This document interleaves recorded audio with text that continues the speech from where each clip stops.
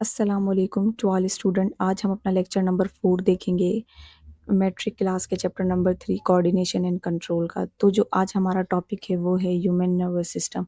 हम लोगों ने पीछे देखा कि हार्मोन जो कि केमिकल होते हैं, हार्मोन को रिलीज करते हैं ग्लैंड, एंड देन कोऑर्डिनेशन होती है different parts of the body के। तो इस पूरे सिस्टम को हम लोग एंडोक्राइन सिस्टम बोलते हैं। इसी तरीके से जो नर्वस कोऑर्डिनेशन होती है वो न्यूरॉन के ज़रिए होती है, न्यूरॉन के ज़रिए होती है। और न्यूरॉन न्यूरॉन आपस में मिलके एक कैबिल, एक तार बना लेते हैं, और वो तार वाला सिस्टम, कैबिल वाला सिस्टम हमारी पूरी बॉडी में फैला हुआ होता है।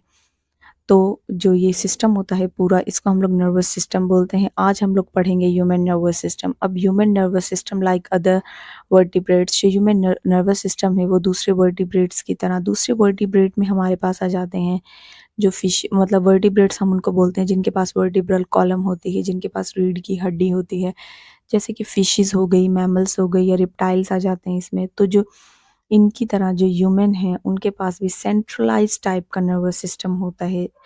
सेंट्रलाइज टाइप का नर्वस सिस्टम में क्या होता है कि एक सेंटर पॉइंट होता है जो कंट्रोल और कोऑर्डिनेट कर रहा होता है। पूरी पूरी बॉडी की जो मालूमात आती है वो एक पॉइंट पे आती है, और वहाँ पे वो मालूमात इंफॉर्मेशन प्रोसेस होती है, एंड बेसिकली देन कमांड आती है।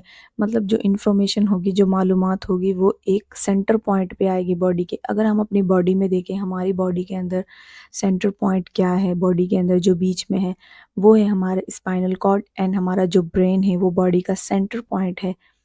वो बॉडी का हमारा सेंटर पॉइंट है। तो जिन जानवरों के अंदर, मतलब जिनके अंदर जो जिनके पास रीढ़ की हड्डी होती है, वर्टिब्रल कॉलम होती है, उनको वर्टिब्रेट्स बोलते हैं।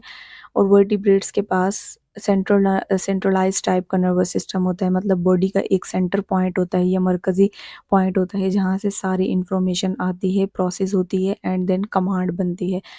तो जो सेंटर नर्वस सिस्टम है, सेंट्रलाइज टाइप का नर्वस सिस्टम है, वो दो मेजर डिवीजन के अंदर डिवाइड होता है। एक सेंट्रल नर्वस सिस्टम और दूसरा peripheral nervous system. Central nervous system, आप इसको कुछ इस तरह से समझें, हमारे घरों में जो बिजली आ रही है वो किस तरह से आ रही है, वो केबल्स के ज़रिए आ रही है, तार के ज़रिए आ रही है। और कहाँ से आ रही है, जो बिजली घर है वहाँ से आ रही है। अब आपने याद रखना है, बिजली घर, तारें और घर, 3 पॉइंट हो गए, 3 चीज़ें हो गई, हमारा होम, और जो बिजली घर है वो, और जो ये केबल्स आ रही हैं, तार। तो जो सेंट्रलाइज टाइप का नर्वस सिस्टम होता है, मतलब वो सिस्टम जहाँ पे जो मालूमात होती है वो एक पॉइंट पे आके प्रोसेस होती है एंड कमांड आती है। उसकी जो मेजर डिवीजन है वो सेंट्रल नर्वस सिस्टम और पेरिफेरल नर्वस सिस्टम में क्या होता है। जो सेंट्रल नर्वस सिस्टम होता है वो ब्रेन और स्पाइनल कॉर्ड होती हैं। मतलब जो हमारा बिजली घर हुआ वो हमारी ब्रेन एंड स्पाइनल कॉर्ड हुई। और जो पेरिफेरल नर्वस सिस्टम हुआ वो हमारा हुआ जो जो केबल्स आ रही हैं बिजली घर से, जो हमारे होम्स तक, हमारे घरों तक जो केबल आ रही हैं, उसको आप लोग पेरिफेरल नर्वस सिस्टम को आप उससे समझ सकते हैं। और वो जो सेंटर पॉइंट है बेसिकली बॉडी का, जो सेंट्रल नर्वस सिस्टम है, उसको peripheral nervous system central nervous system को ज्वाइन करता है बॉडी के ऑर्गन से, क्योंकि ऑर्गन से इंफॉर्मेशन जाती है सेंटर पॉइंट पे, और कमांड भी वापस सेंटर पॉइंट पे आती है। तो जो पेरिफेरल नर्वस सिस्टम है वो सेंट्रल नर्वस सिस्टम को जोड़ता है, जो different parts of the body है। तो जो हमारे होम हो गए, हमारे जो घर हो गए, वो ऑर्गन हो गए। और जो ये केबल्स आ रही हैं, तारें आ रही हैं, ये पेरिफेरल नर्वस सिस्टम हो गया। और जो बिजली घर हो गया, जहाँ से बिजली आ रही है, अगर लाइट में कोई भी मसला होगा तो वहाँ से ठीक होगा, तो वो हमारा सेंट्रल नर्वस सिस्टम हो गया। अब जो यहाँ पे हम लोग देख लेते हैं, it is a most complicated type. ये जो सेंट्रलाइज टाइप का नर्वस सिस्टम होता है, इसकी 2 डिवीजन होती है। तो ये एक कॉम्प्लिकेटेड टाइप का नर्वस सिस्टम होता है। Stimuli from various organs of the body are sent simultaneously its control center or central nervous system, where they are integrated, analyzed and proceed to develop command in the form of response। अच्छा, जब कोई भी स्टूमिलाई आता है, कोई भी change आता है बॉडी के इंटरनली या एक्सटर्नली, आपने पीछे पढ़े हैं इंटरनल स्टूमिलाई और एक्सटर्नल स्टूमिलाई, भूख वगैरह का लगना, दर्द वगैरह का होना, अंदरूनी स्टूमिलाई, किसी सर्दी गर्मी का पड़ना, बाहर के स्टूमिलाई। तो जब, और फिर बॉडी के ऑर्गन्स को, पार्ट्स को वो महसूस होना, और फिर इंफॉर्मेशन जाना। तो जो स्टूमिलाई मुख्तलिफ ऑर्गन्स ऑफ द बॉडी से वो भेजे जाते हैं। मतलब जैसे ही कोई चेंज आएगा बॉडी के अंदर, कोई भी ऑर्गन जब कोई भी चेंज महसूस करेंगे तो जो रिसेप्टर सेल्स हैं उनको रिसेप्ट करके जो उसका कंट्रोल सेंटर होगा, ये जो सेंट्रल नर्वस सिस्टम है वहाँ पे भेजा जाएगा। वहाँ पे उस जो भी बेसिकली स्टूमिलाई है उसको इंटीग्रेट पढ़ा जाएगा, समझा जाएगा और एक कमांड बना के कि इसका क्या रिजल्ट होना चाहिए या इस स्टूमिलाई के रिजल्ट में क्या कौन सा रिस्पांस जनरेट होना है, और वो कमांड आ जाएगी रिस्पांस के फॉर्म में और रिस्पांस कर दिया जाएगा। तो ये हमारे पास सेंट्रल नर्वस सिस्टम, मतलब जो सेंट्रलाइज टाइप का नर्वस सिस्टम है वो दो डिवीजन के अंदर। सबसे पहले हम लोग देखते हैं सेंट्रल नर्वस सिस्टम। ये एक major command and control centre होता है जिसमें जो स्टूमिलाई होते हैं वो रिपोर्टेड किए जाते हैं। मतलब स्टूमिलाई जाता है, फिर डिसीजन आता है और फिर वो इफेक्टर ऑर्गन्स जो हमारे ग्लैंड्स होते हैं या जो मसल्स होते हैं जिसके भी ज़रिए हम लोगों ने रिस्पांस देना है उसको हम लोग इफेक्टर ऑर्गन्स बोलते हैं। फिर डिसीजंस मतलब जो भी कमांड आएगी वो इफेक्टर ऑर्गन तक जाएगी और इफेक्टर ऑर्गन रिस्पांस जनरेट करेंगे।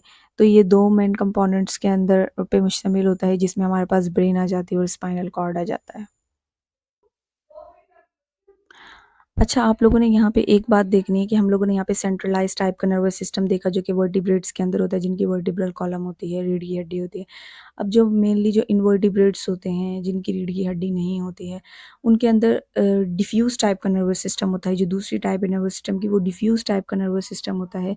ये सादा-सा नर्वस सिस्टम होता है, डिफ्यूज़ होता है मतलब फैला हुआ होता है। इसमें दिमाग या जो रीढ़ की हड्डी जैसा जो सेंटर पॉइंट है, मरकज़ी हिस्सा है वो नहीं होता।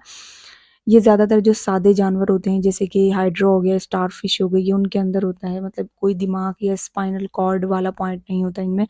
नर्वस सिस्टम होता है वो पूरे जिस्म में ना एक जाली या नेट की शक्ल में फैला हुआ होता है, मतलब वो डिफ्यूज़ होता है, उसका कोई भी सेंटर पॉइंट नहीं होता। तो ये हमारा था सेंट्रलाइज़ टाइप का नर्वस सिस्टम जो कि वर्टिब्रेट के अंदर होता है, ह्यूमन के अंदर होता पाया जाता है, कॉम्प्लिकेटेड होता है।